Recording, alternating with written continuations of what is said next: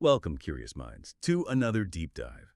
Today we're really plunging in. We're going to explore the universe shaped by, well, one absolutely monumental figure. A person whose work, even centuries later, is still fundamentally the bedrock of how we understand the cosmos. We are, of course, talking about Sir Isaac Newton. Just imagine a mind that can figure out not just why apples fall, but how planets orbit, and even what light is. Newton wasn't just brilliant, he was arguably the greatest scientific mind ever. A true polymath, mathematician, physicist, astronomer, but also a theologian, a philosopher. His genius wasn't just about adding knowledge, it was about totally reshaping it, creating a new lens for humanity. So our mission today, we're going way beyond just the apple anecdote or rattling off the laws of motion. We want to really understand Newton's life, dig into his groundbreaking work, unpack his surprising personality, and grasp the legacy that just changed everything. It's about understanding why his discoveries were so incredibly revolutionary. Absolutely. And as we unpack all this, you'll see something really striking. Newton's approach, so meticulous, rigorous, almost obsessive, even for his time, it basically established the scientific method we still use. The sheer breadth of what he tackled is amazing. Physics, math, optics. And his power was connecting these seemingly separate fields. He saw the links nobody else did, creating this unified cosmic vision that, well, still influences us today, even with relativity and quantum mechanics.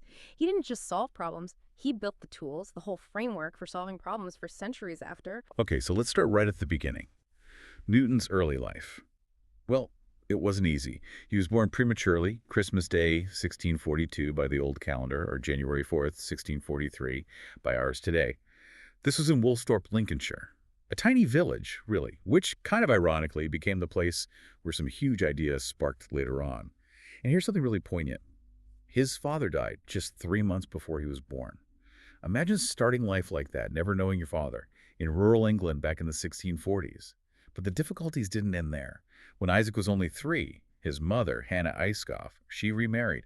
She married a wealthy clergyman and moved away, leaving little Isaac behind with his grandmother. Yeah, and that early abandonment, seems to have really shaped him. He even admitted later having some resentment towards her. Many historians think this led directly to a really solitary, introverted childhood. Right. He wasn't playing games with other kids much. He was more in his own world, observing, thinking, tinkering. It wasn't just preference, it was kind of how things were for him. But even then, in that solitude, you could see flashes of genius. He was fascinated by mechanical things, how they worked. He loved books, read everything he could find, which probably wasn't a huge amount in a rural household then. And he was obsessed with watching nature. And these weren't just idle hobbies. Exactly. We hear about him making these intricate wooden toys, like working models, a tiny mill powered by a mouse, apparently. He designed and carved sundials onto walls, pretty accurate ones, showing an early grasp of measuring time and celestial movement. Even made paper lanterns for people going to church. These things really show that early knack for design, observation, and practical physics. It really is fascinating, isn't it, how those early experiences, especially being so alone, might have built that intense focus and self-reliance, that ability to just concentrate deeply, work through problems totally on his own without needing outside input or validation. That became absolutely critical later on. Yeah, that kind of intense self-containment. It likely allowed him to pursue ideas relentlessly, away from the distractions or, the intellectual trends of the time. That singular focus defined his whole scientific approach. Absolutely. And that self-reliance must have been key when he went off to university. In 1661, he got into Trinity College, Cambridge. He was 18. He started as a sizar, which meant he had to basically work his way through doing chores for wealthier students. Shows his family wasn't rich. Right, and the education he initially got was very classical, still heavily influenced by Aristotle. Which was a standard across Europe then. Lots of logic, established texts, but not so much the quantitative experimental stuff that was coming. But Newton, being Newton, didn't just stick to the curriculum. No, with that typical curiosity, he started exploring modern thinkers on his own. He got into Descartes' analytical geometry, the universe as a machine idea. He read Galileo's work on motion and telescopes. And Kepler, with his laws describing how planets moved. Kepler's empirical laws. These guys fundamentally shifted his perspective, moved him way beyond the old scholastic ways towards this new mathematical, empirical approach to nature. He was basically teaching himself cutting-edge science. And that self-teaching, that immersion, leads us straight into one of the most incredible periods in science history, the Annus Mirabilis, the miracle year, or rather miracle years, really. It was roughly 1665 to 1666. And the reason, it sounds grim, but it was the Great Plague. Exactly. The plague was devastating England, especially London. Cambridge University shut down. So Newton, still just a young, unknown student, had to go back home to Woolsthorpe Farm. What seemed like a huge setback. Turned into something extraordinary. For Newton, this intense isolation became this incredibly fertile ground for breakthroughs. It was like all the external noise vanished, letting his mind focus with unbelievable intensity. Just him and his thoughts back on the farm. And during that forced retreat, he made massive strides in 3 huge areas. First, he started developing calculus, his method of fluxions, a whole new math for understanding change and motion. Which was essential for what came next. Absolutely. Second, he formulated his initial ideas about universal gravitation, the concept that the force pulling the apple is the same force holding the moon in orbit. Mind-blowing. Unifying Earth and heavens? Precisely. And third, he had his first deep insights into light and optics, doing those prism experiments that would change everything we thought about color. Wow. So a period of forced isolation becomes one of the most productive moments ever in science. From a quiet farm. It's truly astonishing. Woolsthorpe became a laboratory for the cosmos. And all those incredible ideas that started bubbling up during that miracle year back in Woolsthorpe, they eventually led to his absolute masterpiece, his magnum opus, Clausivia Naturalis Principia Mathematica. The Principia, yeah. Published in 1687. And calling it important is, well, an understatement. It's genuinely one of the most crucial works in scientific history. A landmark of human intellect. It really is. It gave the first comprehensive mathematical description of the forces running the universe. It unified the heavens and the earth under one set of laws. And it wasn't a slim volume either. It came out in 3 big, meticulously argued books, systematically laying out the fundamental laws of the universe like never before. It completely overhauled how people understood motion, force, reality itself. Moving science firmly from just describing things qualitatively to predicting them quantitatively. Let's dive into some of the big stuff in there, starting with the 3 laws of motion. We all learned them, but their impact then was huge. First law, inertia. An object at rest stays at rest. An object in motion stays in motion, same speed, same direction, unless a force acts on it. So obvious now, maybe. Right. But back then, the Aristotelian view was that things naturally wanted to stop. Motion needed constant pushing. Newton flipped that. An object's natural state is to keep doing what it's doing, like a spaceship coasting. No force needed to keep it going. That was a massive conceptual shift. Then the second law, F, MA. Force equals mass times acceleration. The harder you push, the more it accelerates. The heavier it is, the less it accelerates for the same push. And this wasn't just descriptive, it was predictive. It gave a precise mathematical tool to calculate forces, predict motion. You could suddenly design things, predict trajectories with math, not just guesswork. Huge for engineering, ballistics, everything. And the third law, action-reaction. Yeah. For every action, there's an equal and opposite reaction. So simple, yet so profound. Yeah. Think of a rocket. It pushes gas down, action. The gas pushes the rocket up, reaction. That's how it flies. Or just walking. You push back on the ground pushes you forward. It explains how forces always come in pairs, perfectly balanced. These 3 laws together created a unified system for all movement. Exactly. They weren't just theories. They became the absolute bedrock of classical mechanics, universally applicable. From designing bridges and engines to understanding planets. Newton took all these different kinds of motion, falling apples, swinging pendulums, orbiting planets, and unified them under one elegant mathematical framework, a universal blueprint. And speaking of planets, the Principia also unveiled the universal law of gravitation, probably the most famous equation ever. F. It's got to be up there. It describes that attractive force between any 2 objects with mass. Bigger mass, stronger force. Farther apart, weaker force. And it drops off fast with the square of the distance. Elegantly simple, yet describes so much. And this brings us to the apple story. Maybe it didn't happen exactly like the legend says, but the core idea is spot on. Newton himself made the connection. The force pulling that apple down is the same force keeping the moon orbiting the Earth. And that was the real revolution there. Before Newton, people largely followed Aristotle. The heavens were different, perfect, governed by separate rules. Ethereal forces, perfect circles. Right. Terrestrial and celestial were totally separate realms. Newton's law of gravity just shattered that divide. It showed the heavens obey the exact same physical laws as Earth. one universe, one set of rules. That's the real aha moment. It collapsed centuries of thinking about a cosmic hierarchy. A conceptual earthquake, as you said. And the impact on astronomy was immense. Principia didn't just propose gravity, it mathematically proved why Kepler's laws worked. Kepler described how planets moved elliptical orbits, varying speeds. Newton explained the why it was gravity pulling them. Providing the physical mechanism. Exactly. It explained elliptical orbits, comet paths, the whole clockwork of the solar system.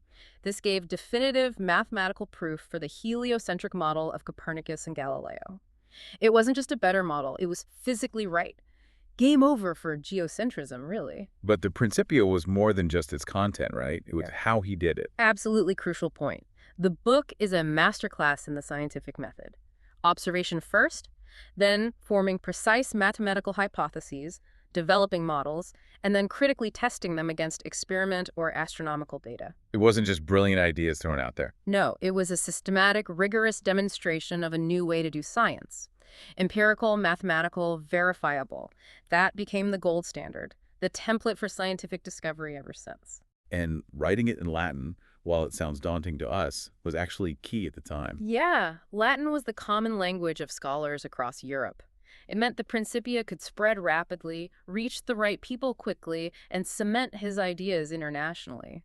It became the textbook for this new cosmic understanding. Okay, let's shift focus now from the grand scale of gravity and planets down to something equally fundamental, but maybe more intimate: the nature of light and color. This was another area where Newton made huge breakthroughs, detailed in his book Optics, which came out later in 1704. Nearly 2 decades after Principia. And Optics really showcases Newton, the brilliant experimentalist. It's not just theory. It's packed with incredibly detailed accounts of his experiments. The most famous, of course, are the prism experiments. Right. Now, others had seen colors when light went through a prism, but they usually thought the prism added the color somehow. Yeah, like it stained the light. But Newton did it differently, more systematically. He showed white light isn't simple or pure. It's actually a mixture of all the colors of the spectrum. And each color bends, or refracts, at a slightly different angle when it passes through the prism. That's what separates them. And he proved this with that clever experimentum crucis, the crucial experiment. Exactly. He took the spread out colors from one prism, isolated just one color, say red, and passed that through a second prism. If the prism was creating color, the second one should change the red or split it further, but it didn't. Red stayed red. Proving the colors were already in the white light, just mixed together. The prism only separated them. A total game changer. It overturns centuries of ideas about light and color being properties added by objects or mediums. Newton showed colors were intrinsic components of light itself. And based on this, he developed his theory about what light is. Yes, his particle theory of light, the corpuscular theory. He proposed light was made of these tiny, fast-moving particles, or corpuscles. Traveling in straight lines. Right. Now, this put him in direct conflict with a major contemporary, Christian Huygens. Huygens had the wave theory, right? Yeah. Light traveling like waves through some invisible ether. Exactly. And this kicked off a huge debate. Newton's particle theory explained things like sharp shadows and reflection really well. Huygens' wave theory was better at explaining things like diffraction, where light bends around corners. A debate that lasted centuries, basically. Pretty much until quantum mechanics came along in the 20th century and showed, well, light is weird. It acts like both a particle and a wave, depending on how you look at it. The wave-particle duality. But for Newton's time, his particle model was incredibly successful at explaining what he observed. It provided a really robust framework for optics. And his experiments directly led to his color theory, showing colors aren't subjective, but linked to these different refractive properties of light. Which then explained things like rainbows. Raindrops acting like millions of tiny prisms, separating the white sunlight into the spectrum we see. Turning a beautiful, mysterious phenomenon into something scientifically understandable. He even made a color wheel, showing how colors relate, a tool still used today. And optics itself is fascinating as a book. Unlike Principia, with its dense Latin and math. Optics was written in English. Yes, and in a much more descriptive narrative style, less mathematical. This made it accessible to a way broader audience, artisans, engineers, the educated public, not just scholars. Showcasing his commitment to experimental proof and maybe even sharing that knowledge more widely. Definitely. It was a powerful demonstration of empirical science. And the legacy of optics is enormous. Hmm. It literally laid the foundations for the whole field of optical science. Think about modern cameras, telescopes, fiber optics. They all trace back to the principles explored in optics. And maybe even more profoundly, his work led directly to modern spectroscopy. Analyzing light to figure out what things are made of? Exactly. It became crucial for chemical analysis in the 19th century. And today, we use spectroscopy to analyze everything from samples in a lab to the composition of distant stars and galaxies just by looking at the light they emit or absorb. Incredible. Determining what stars are made of millions of light years away, based on principles Newton figured out with prisms. Okay, let's switch gears again to something maybe less tangible, but just as revolutionary. Newton's contribution to mathematics, specifically his independent development of calculus. Which he called the method of fluxions. And this wasn't just another math tool, it was like inventing a whole new language, a language specifically designed to describe a universe that's constantly changing. Before calculus, math was mostly about static things, geometry, algebra. It struggled with describing motion, change, curves. Right. How do you calculate the exact speed of a falling object at one instant when its speed is always changing? Heck. Or the area under a curve? Calculus gave us the tools. Derivatives for calculating instantaneous rates of change, and integrals for calculating accumulations like areas or volumes. It let scientists move from just describing where something is to precisely describing how it's moving and changing at every single moment. And critically, for Newton, this wasn't just abstract math. Calculus was the engine behind the Principia. He needed it to do the physics. Absolutely. He couldn't have precisely described planetary orbits or how gravity changes with distance or the complex motions he analyzed without calculus. It was the tool that allowed him to handle continuous change with mathematical rigor. It powered his physics breakthroughs. Now, we can't talk about calculus without mentioning the controversy. Yes, the dispute with Leibniz. Gottfried Wilhelm Leibniz, the German polymath. Over who invented calculus first. It got pretty nasty, didn't it? Oh, incredibly nasty. One of the most bitter fights in science history. Accusations of plagiarism, nationalistic fervor. It went on for decades. Leibniz published his work first, but Newton had developed his flexions years earlier, just hadn't published widely. Right. And later, when Newton was president of the Royal Society, things got really heated. A committee, heavily biased towards Newton, investigated and basically declared him the sole inventor. Newton pretty much wrote the report himself. Ouch. That must have damaged collaboration. It really did. It created this rift between English and continental European mathematicians for years, hindering progress because they were using different notations and not sharing ideas freely. So what's the verdict now? Historians today generally agree they both invented it independently. They came at it from different angles, developed different notations. Leibniz's is actually the one we mostly use today, the DDX notation. But both made fundamental, original contributions. It was an idea whose time had come. Right. The dispute itself is kind of secondary to the importance of calculus itself. Exactly. Regardless of the fight, calculus became utterly fundamental to modern science and technology. Its applications are just everywhere. Physics, engineering, obviously designing planes, modeling fluid flow, circuit. But also economics modeling growth, costs, computer science algorithms, graphics, biology population dynamics, medicine, anything involving change or optimization. It really gave us the mathematical lens to model the complexity of a dynamic world, an unprecedented power to predict and understand. So we've seen Newton, the scientist, mechanics, optics, math, but he was much more than just that, wasn't he? He was also deeply religious, a theologian, and a philosopher. Absolutely, and you can't really separate those aspects. His approach to natural philosophy, what we call science, was deeply intertwined with his belief in a divinely ordered universe. So for him, figuring out the laws of nature wasn't just curiosity. No, it was much more profound. It was a way to understand God's creation, his handiwork. He saw the mathematical elegance and universality of physical laws as proof of a divine creator, a cosmic designer. That's a key difference from how a lot of science works today, which tends to be more secular. Right. For Newton and many early scientists like Boyle or Kepler, science was almost a form of worship. Studying nature was like reading the mind of God. He believed he was uncovering the rational design of the Almighty. But his personal religious views weren't entirely mainstream, were they? No, they weren't. While deeply religious, Newton secretly held anti-Trinitarian beliefs. He didn't accept the Orthodox Christian doctrine of the Trinity. That was a dangerous view to hold back then. Extremely dangerous. It could have cost him his position at Cambridge, which required adherence to Anglican orthodoxy. So he kept these views very private, writing extensively about theology in notebooks that weren't published until long after his death. Wow. Shows a real intellectual independence, even in his faith, but also caution. Definitely. Philosophically, Newton believed in a deterministic universe, governed by fixed, unchanging natural laws set in motion by God, like a giant clockwork mechanism. He also introduced concepts like absolute space and absolute time. These were controversial even then. The idea of a fixed, unchanging background grid for the universe. Essentially, yes. An independent stage upon which all events unfolded.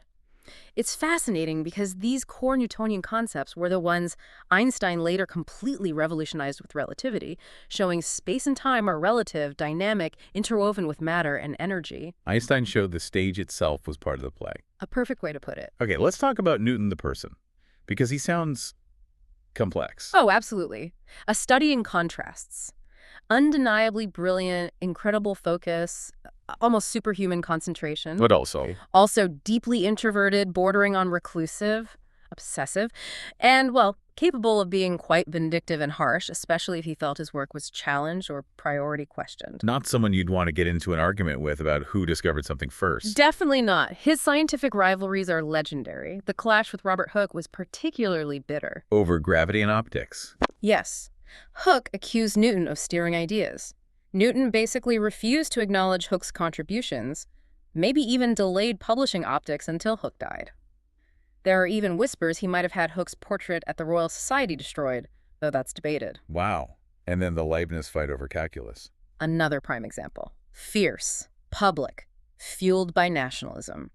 It shows that side of him intensely competitive, protective of his intellectual territory, sometimes quite ruthless in defending it. So, a towering intellect, but maybe not the easiest personality. That seems fair to say. But, and this is important, despite these personal complexities, his scientific rigor, his sheer discipline, earned him immense respect. His contemporaries and successors recognized the undeniable power and truth in his work. That transcended his difficult temperament. The work itself spoke volumes, cementing his status as an intellectual giant. So let's pull back and look at the big picture, the enduring legacy. Because Newton's impact wasn't just huge then, it's still shaping our world constantly. It really is. His fingerprints are everywhere. First off, his role in wrapping up the scientific revolution. You had Copernicus, Galileo, Kepler. They laid groundwork. Right, they made crucial steps. Heliocentric model, observations, laws of planetary motion. Newton took all those threads and wove them together. His Principia created that single, unified mathematical system. It didn't just establish modern physics, it defined the rigorous scientific method itself. Observation, math, verification. And that framework he built, the laws of motion and gravity, it was the foundation for physics for more than 200 years. It worked incredibly well, predicting everything from tides to planet movements until Einstein came along with relativity in the early 20th century. And even Einstein didn't throw Newton out, right? He built on it. Exactly. Einstein showed Newton's laws were a brilliant approximation, extremely accurate under normal conditions, but needed refining for extreme gravity or speeds near light speed.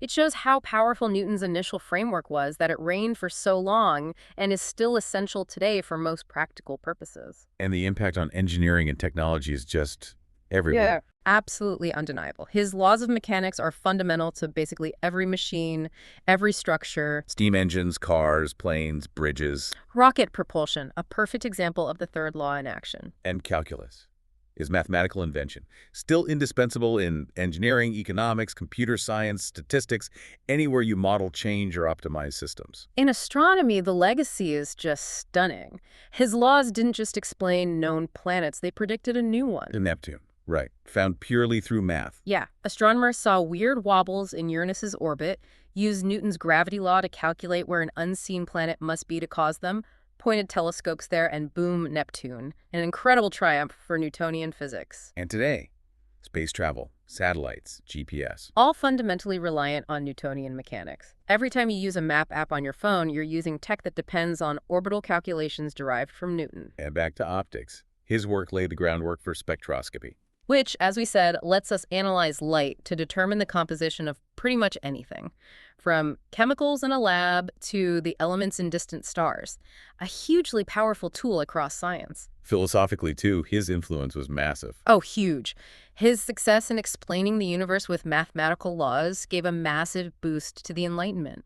The idea that reason and observation could unlock the secrets of nature and maybe society, too. Promoting rationalism and scientific thinking. Exactly. And his deterministic clockwork universe idea influenced thinkers like Laplace, who imagined that if you knew the state of every particle, you could predict the future, a direct consequence of Newton's vision of universal laws. He showed the universe was fundamentally knowable. And he wasn't just locked away thinking about physics, right? He had a practical side, too. Very much so. He served for 30 years at the Royal Mint, first as warden, then master. Reforming the currency, tackling counterfeiters. Yep. Applied his sharp mind to very practical problems, prosecuting criminals with characteristic rigor, showed his intellect wasn't just theoretical. And he led the Royal Society for ages. President for 24 years, until his death. Used that position to really shape the scientific community in Britain, foster collaboration, set standards, a major organizer and leader of science. So his final years were spent in London, basically as the most revered scientist alive. Pretty much. He died peacefully in 1727, aged 84, a long life packed with incredible achievement. And buried in Westminster Abbey. A huge honor. A testament to his monumental status. The inscription on his tomb basically says, "Mortals, rejoice that such a great ornament to the human race has existed." Tells you how highly he was regarded. Hashtag tag tag outro. So as we wrap up this deep dive on Isaac Newton, it's just staggering. He wasn't just a genius. He truly unlocked the operating system of the universe, or at least the first version of it. His laws of motion, gravity, his work on light, calculus. These aren't just history. They are the pillars holding up modern science. They fundamentally shaped how we interact with and understand physical reality. And those great books, Principia and Optics, they were more than just texts. They were turning points. They gave humanity not just answers, but a powerful new method for finding answers. Igniting this passion for knowledge, accelerating scientific progress in a way nothing had before, really fueling the Enlightenment spirit. And his legacy, as you said, isn't confined to the past. It's alive. Absolutely. Even with all we've learned since quantum mechanics, relativity, his framework is still essential. Every rocket launch, every bridge built, every analysis of starlight connects back to him. His insights are woven into the fabric of our technological world.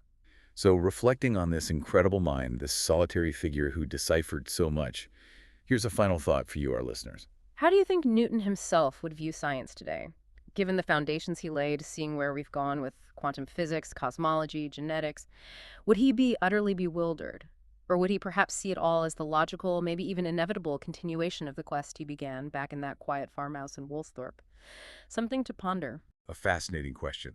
Thank you for joining us on this deep dive into the world, the mind, and the enduring universe of Isaac Newton. Keep exploring, keep asking questions, and keep delving deeper. Until next time.